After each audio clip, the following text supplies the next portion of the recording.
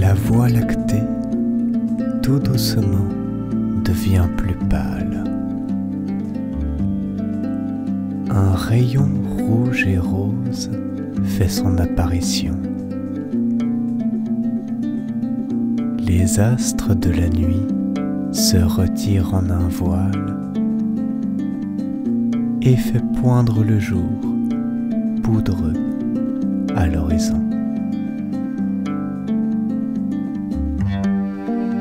Entends-tu les oiseaux? Sommeilles-tu encore? Verras-tu le compteur dehors qui s'emmitoufle? Il y a des contes comme un souffle dans les murmures de l'aurore.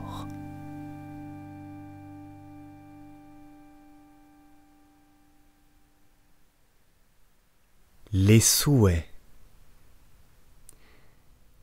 Il est aux Mogols des follets qui font office de valets, tiennent la maison propre, ont soin de l'équipage et quelquefois du jardinage.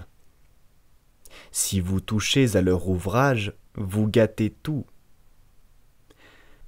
Un d'eux, près du Gange autrefois, cultivait le jardin d'un assez bon bourgeois. Il travaillait sans bruit, avait beaucoup d'adresse, aimait le maître et la maîtresse et le jardin surtout.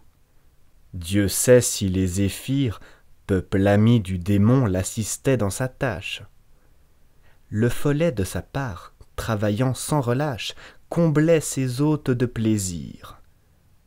Pour plus de marques de son zèle chez ces gens pour toujours, il se fut arrêté, nonobstant la légèreté à ses pareils si naturelle, mais ses confrères les esprits firent tant que le chef de cette république, par caprice ou par politique, le changea bientôt de logis.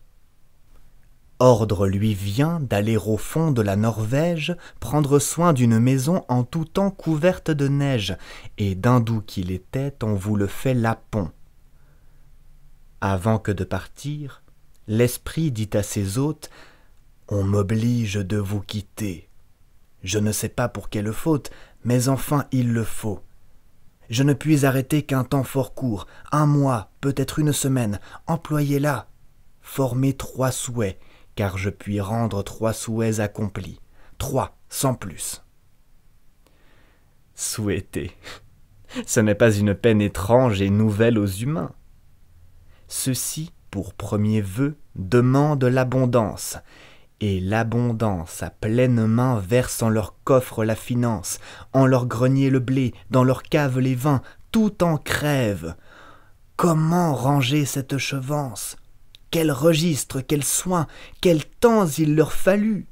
Tous deux sont empêchés si jamais on le fut.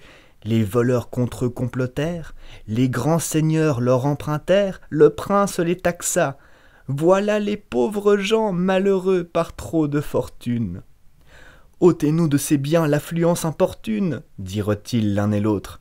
Heureux les indigents, la pauvreté vaut mieux qu'une telle richesse. Retirez-vous, trésor, fuyez. Et toi, déesse, mère du bon esprit, compagne du repos, ô médiocrité, reviens vite. À ces mots, la médiocrité revient. On lui fait place, avec elle ils rentrent en grâce, au bout de 2 souhaits étant aussi chanceux qu'ils étaient, et que sont tous ceux qui souhaitent toujours et perdent en chimère le temps qu'ils feraient mieux de mettre à leurs affaires. Le follet en rit avec eux.